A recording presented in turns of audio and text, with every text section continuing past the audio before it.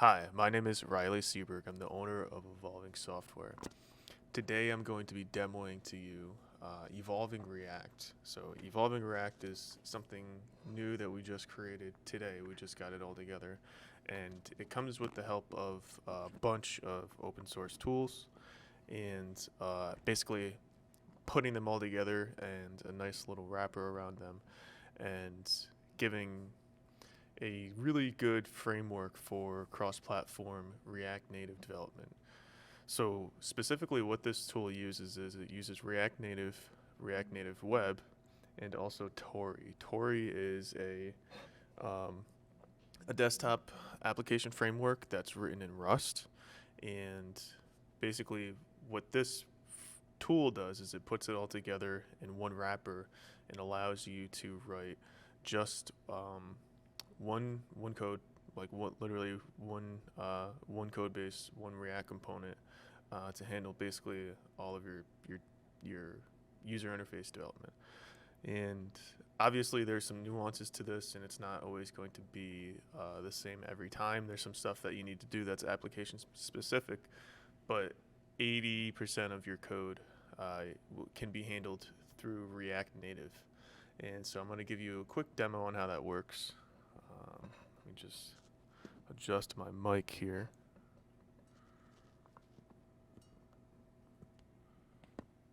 All right.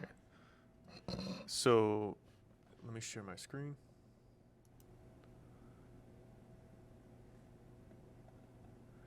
And now what I'm going to be doing is I'll give you a quick walkthrough of the repository, and then I'll kind of demo how it works. So basically what we have here is we have Turbo, right? So Turbo is a mono repo toolkit for organizing your JavaScript apps, and it's also a task runner. And so basically what I'm doing here is I have Turbo. If you're used to Lerna or Yarn workspaces or anything like that, this is very similar, right? So we have our apps right here. We have Expo, and then we have Next, and then we have packages, which is where the shared code is, and we have the home screen. We have some user details. We have some navigation pane, and then we have a couple different providers where we're kind of filtering data through. So this is all courtesy of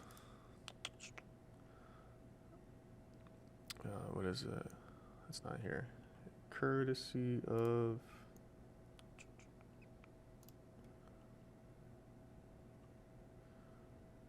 where is it? I don't see it anymore. Let's see.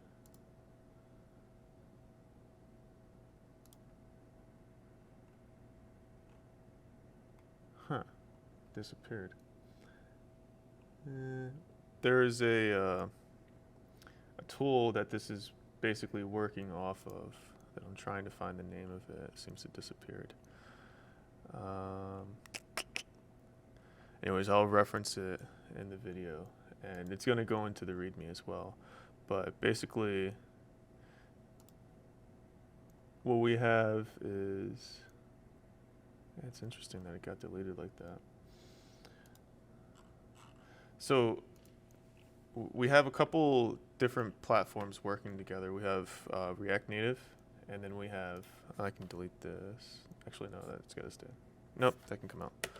So we have React Native, we have Next.Js, and then we have Tori working together. And Tori is working inside of the Next.Js application. So if we go to our package JSON here, we'll see that when we're compiling, we have two options for desktop and for web. And when we want to do desktop, all we're doing is changing the port to port 4000. And also we have a interface right here for the Tori apps. And basically what that does is it allows us to come over here onto the Rust side of things and start integrating with Tori, the desktop application tool.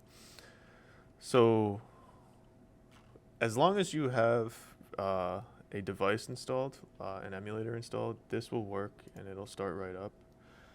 Um, and there's a couple tools, yeah. So it's called Solido. I don't know why it wasn't showing that. Yeah, so it's Solido. So Solido is the wrapper basically that's connecting everything together. And so shout out to the developer of Solido. He's made a couple of videos that I'll link in the bottom that kind of explain how all this stuff works together. But the one thing that he didn't add was desktop. So he had this basically set up for Next.Js and Expo, and sharing code between the two of them. But if we want cross-platform, we need desktop as well. So what we did is we went ahead and added Tori into this. And so what now I'm going to do now is demo for you how it works. So we're going to run yarn dev inside of our turbo command, and you'll see instantly everything is starting up right now. And so we have right here, we have the desktop app starting. Notice that's the Tori logo right there. And then we have the emulator always takes a little bit longer to start up. And we have the server, the React, the Next.Js application running over here. So I'm going to go ahead and refresh that. And you'll see this is working right here.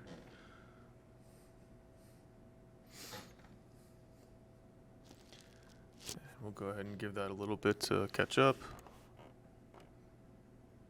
See, it's already started on localhost 8081. Now it's just going to give some time to catch.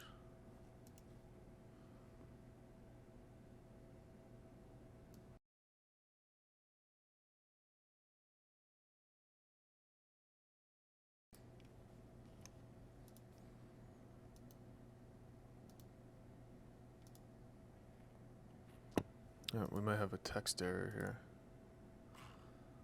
Let's see.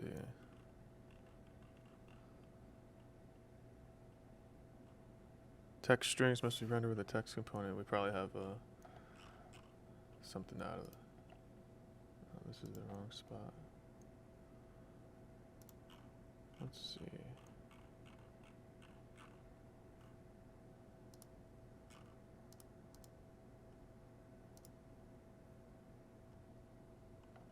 We hit something somewhere.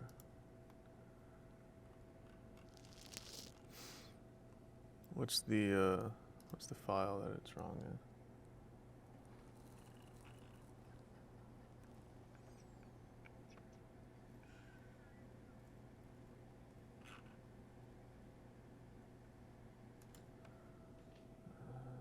Let's see.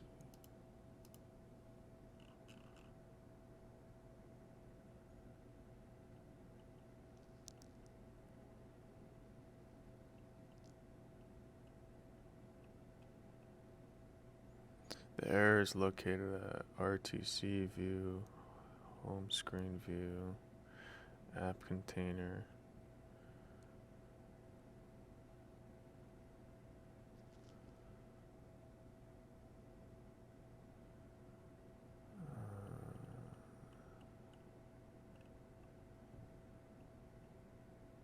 Text strings must be rendered, text component. I don't even think I opened that much stuff. Oh, I think I know why. Let's go to features, home screen.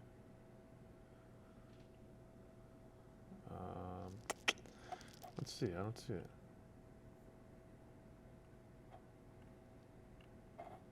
Oh, here we go. So we didn't render this properly.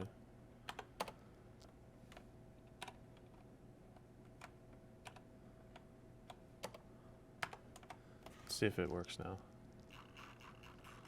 Yeah, it works now.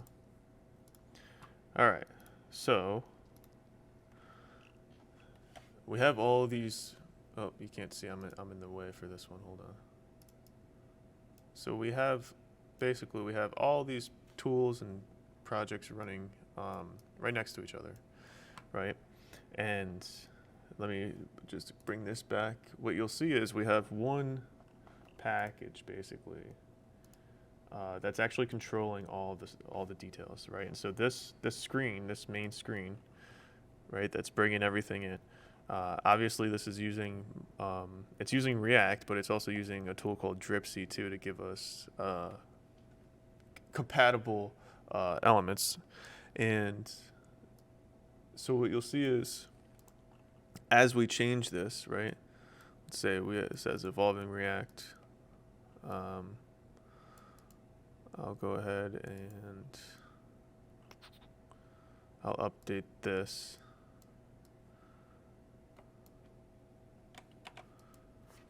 And let's see if we can get a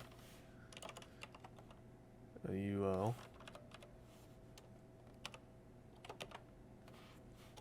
Or a list. I'm not really sure what's in Dripsy. We'll stay with what we got, okay? And so more features coming soon, and then I'll just say hello from the demo. And so you'll see automatically this is recompiling down here, but I personally haven't done anything, right? And already you'll see right here, React has hello from the demo. The website has hello from the demo, and the desktop application has hello from the demo as well. And so all I did was change one line of code, and we got hot reloading on 3 different platforms at once. And so there's a lot more to this, right? And there's a couple things that I'm going to be adding going forward, but this should be a good enough baseline to get you going on any React project that you have where you want to kind of build cross-platform.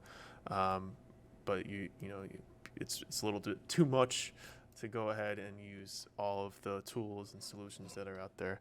So I hope this is helpful to you. I know it's definitely going to be helpful to us. We're planning on using this as a starter point for the majority of our React projects going forward. And if not this, something based on this solution. So yeah, if you would like to know more about how we can use this tool set to develop cross-platform applications for you in a relatively quick amount of time for pretty good budget, I would say, head on over to evolvingsoftware.io. Once again, my name is Riley Seberg. I'm the owner of Evolving Software, and I build tools, and we build tools to make your life easier and more convenient. And once again, visit evolvingsoftware.io and subscribe to our YouTube channel for more videos like this. Thank you. Bye.